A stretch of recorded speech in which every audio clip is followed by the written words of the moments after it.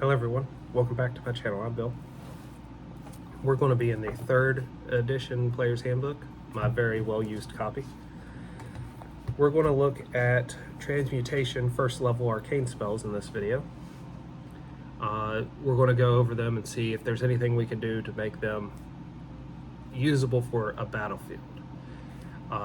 Whether it's using them as is or applying them to magical items that you can just kind of give out to your soldiers to chuck at the enemy, or ammunition you could create to give as sling bullets, arrowheads, bolt heads, that they could then launch those arrows and bolts at the enemy to activate. So the following spells we'll be looking at. You got Animate Rope. That's a good one.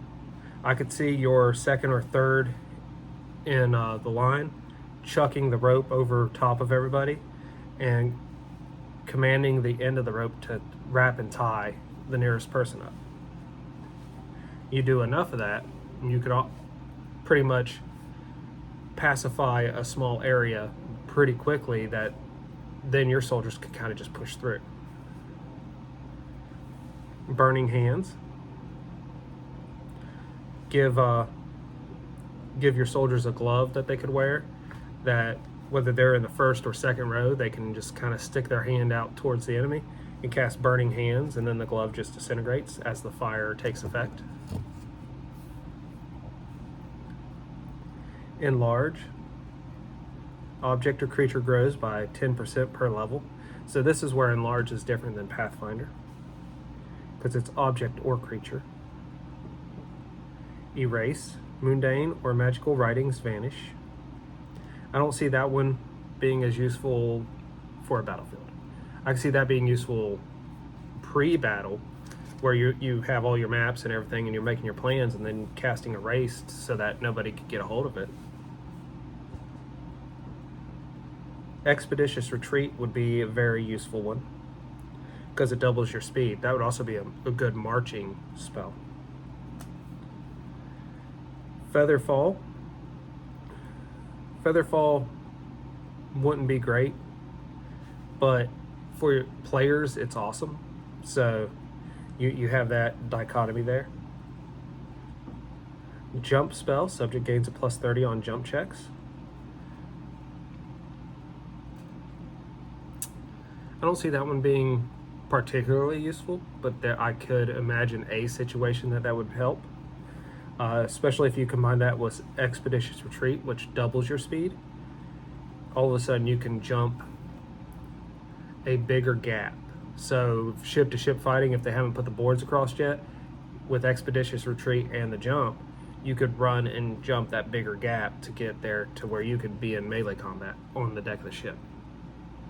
I could also see that being if the moat wasn't very wide, that would be enough to get you across the moat.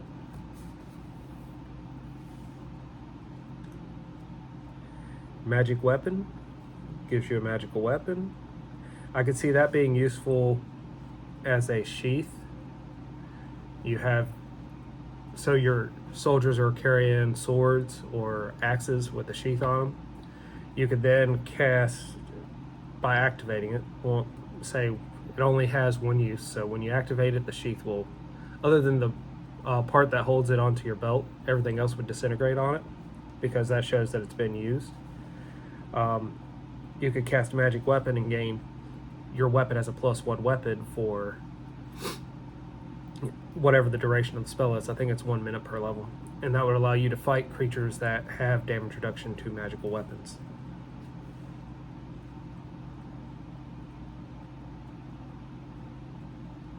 Message allows you to whisper a conversation at a distance. That's good for your strike force communicating.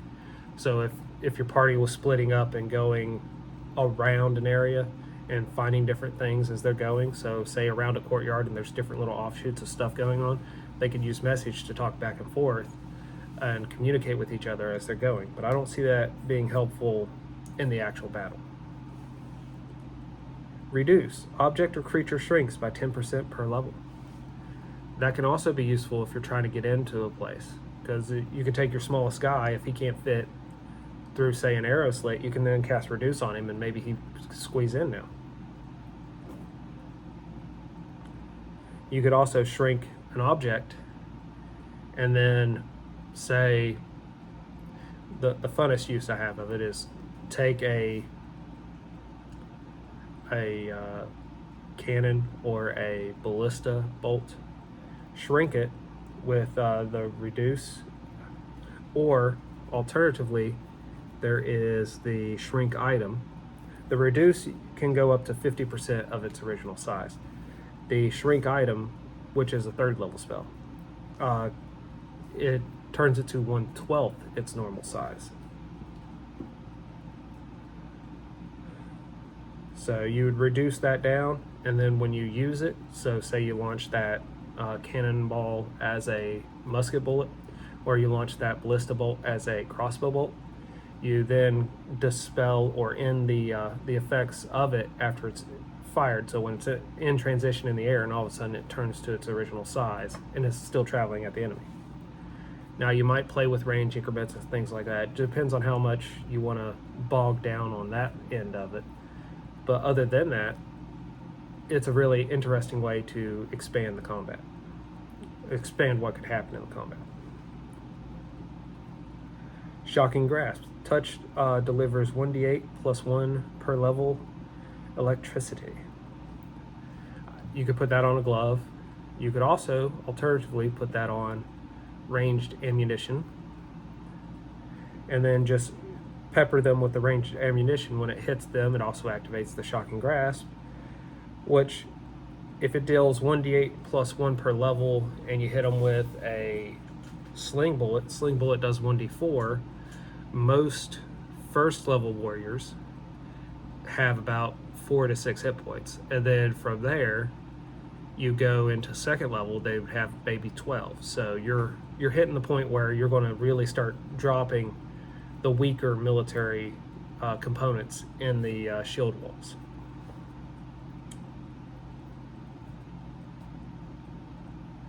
Spider Climb grants the ability to walk on walls and ceilings.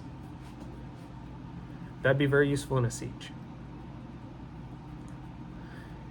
If all your force can pretty much go up, or even if just a larger infiltration force, more than what your PCs would normally consist of, can go and just climb up the side of the wall with like no effort and into the enemy's fortress or defenses, that would put you at a big advantage. So that's me reading the short description of them. Let's actually go read some of these spells in further detail. And if you think of anything that would be a fun way to use the spells, let me know in the comments below.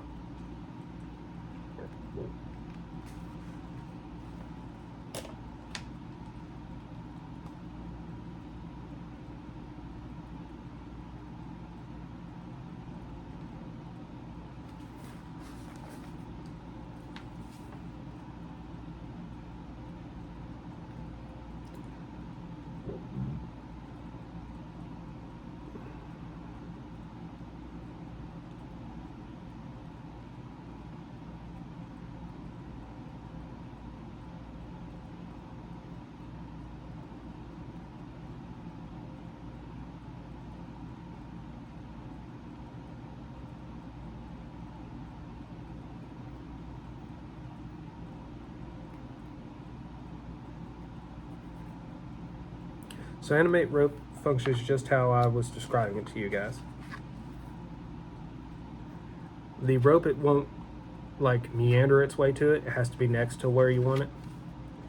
But you could tell it to coil a knot, loop a knot, tie a knot, so on and so forth. So you could get it to wrap a creature up. Burning Hands.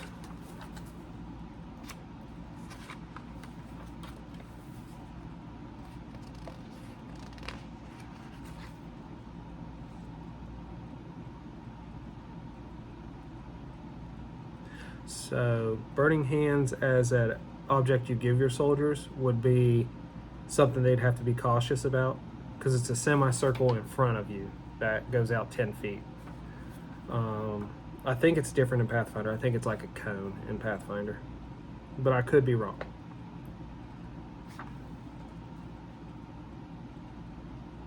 and it does a d4 points of damage per caster level, so I'd make it the minimum you would need to craft it. So you'd be 3rd level to craft it,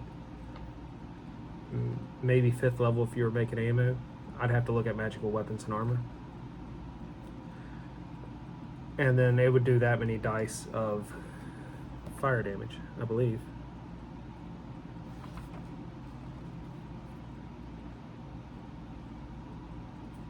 Yep. It maxes out at 5d4 in this version.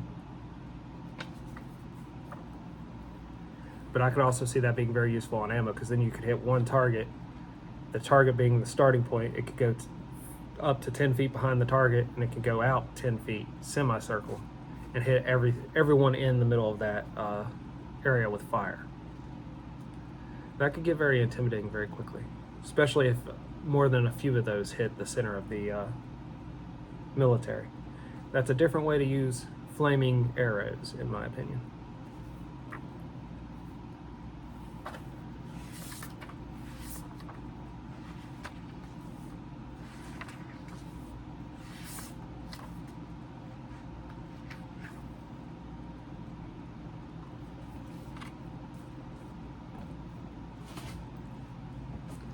We're looking at the enlarge spell.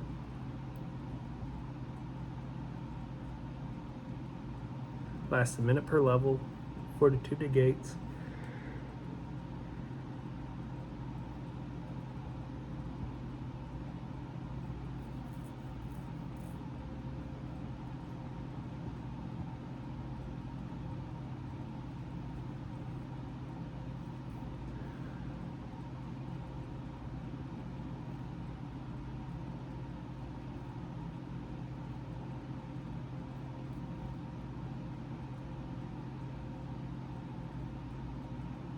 This spell cannot be used to crush a creature by casting it and causing the creature to grow. If it's a weaker area that it's in, say like a straw-roofed barn or something, if its size growth would put it in danger of taking damage from it. If it's a weak structure, it's supposed to kind of burst it. If it's a stronger structure like stone and stuff, the creature will be pinned but won't be taking any damage from the extra growth.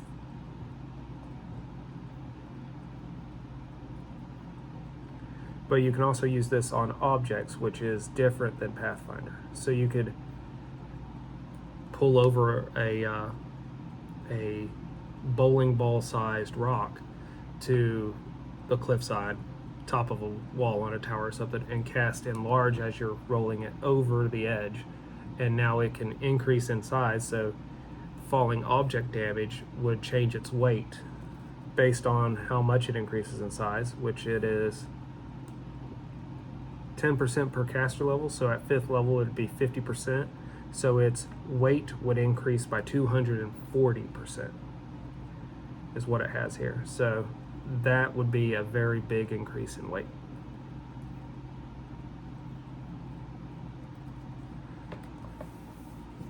What do we have after that? Erase and expeditious retreat.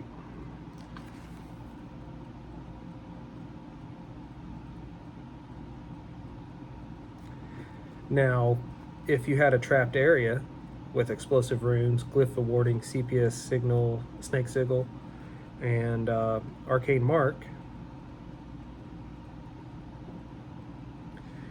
the erase spell could remove those. So that's cool. I didn't know it did that. It always helps to reread spells every once in a while.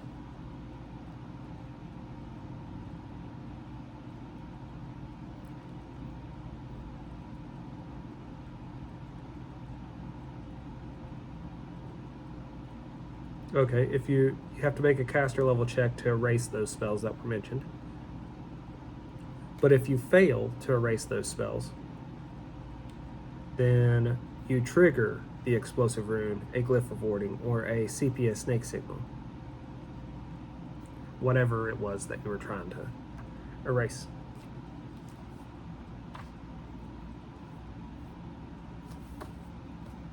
Expeditious retreat.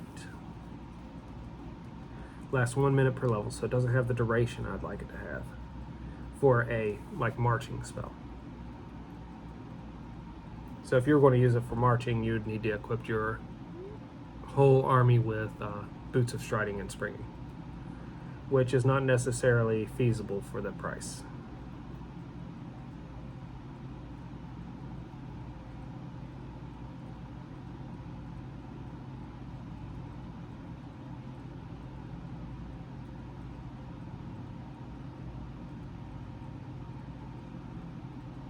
So it would double your speed, and your maximum jumping distance would also double.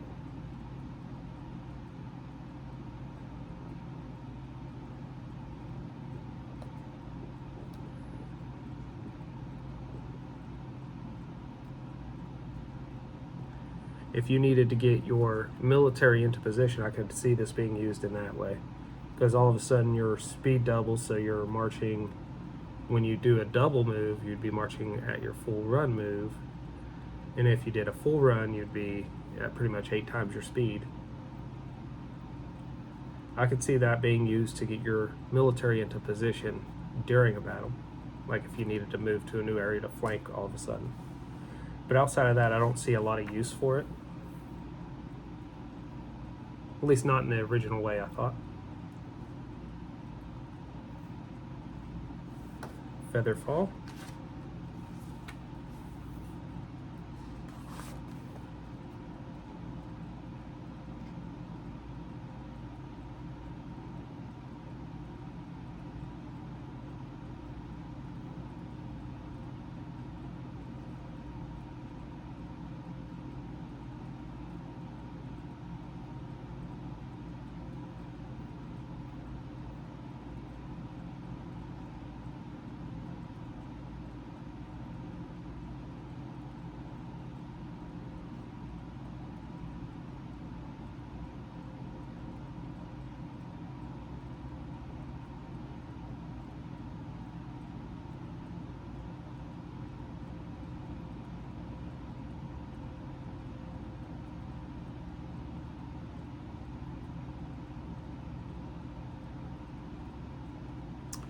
Okay. So if you cast this on a falling boulder, say, since you can cast it on objects, usually anytime I've seen Featherfall cast, it's always casting it on themselves. Prevent them from taking fall damage. The boulder would do half its normal damage if the Featherfall spell stays on it the whole drop. And its duration is until it lands or 1 round per level. So if your caster level is only first level, it lasts 1 round. And it would slow its fall by 60 feet per round. So it only falls 60 feet for the first round that the spell's cast on.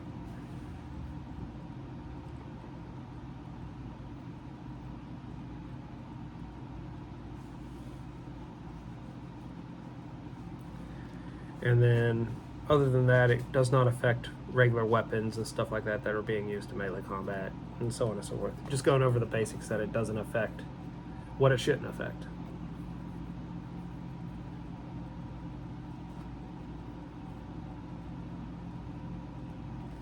The jump spell.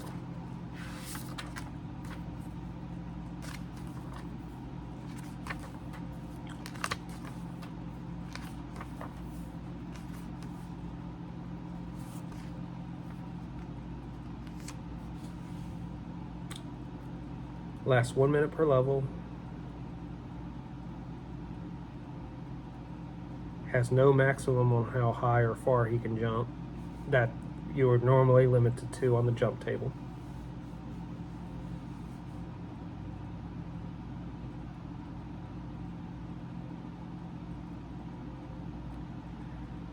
And it just tells you where the peak of the jump would be on a very long jump, stuff like that. So it's nothing crazy.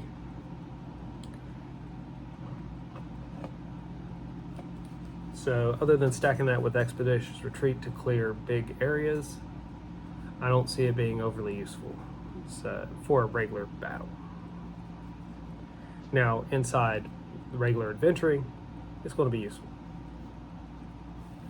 The magic weapon, there's nothing I'm really going to say that's going to change that. Message we've already went over. Reduce is going to be the opposite of enlarge, which you could also reduce your enemy's size. They get a save. You could reduce an object. I think the best way I've ever done it is I had a support pillar that was holding up the ceiling, and I cast reduce on it and reduced its size by like 50%. So it started cracking and breaking, and then the ceiling started to cave in, and we just kind of got out of there.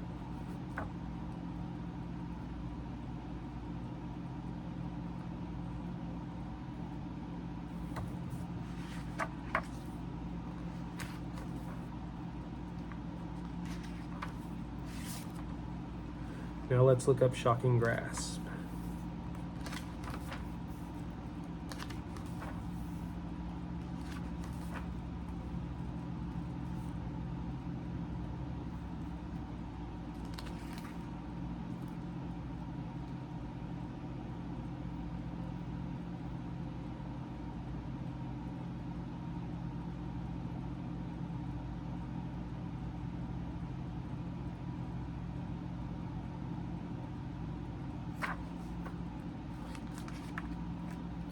Okay.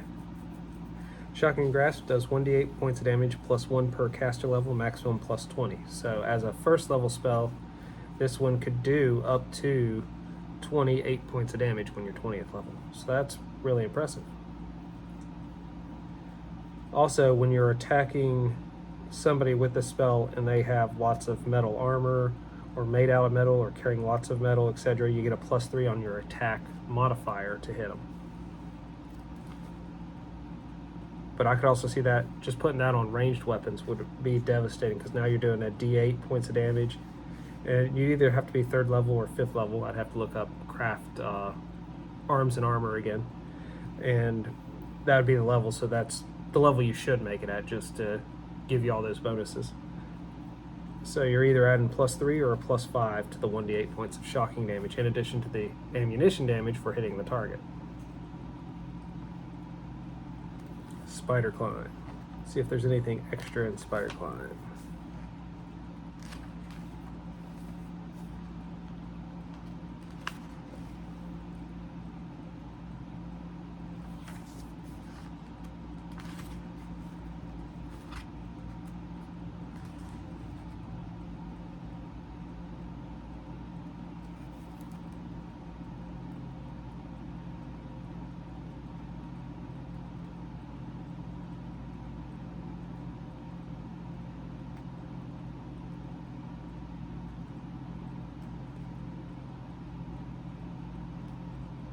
Spider Climb lasts 10 minutes per level, so activating it when they're right up against the wall and then beginning their ascent would be the best course of action, unless you had one with a higher caster level.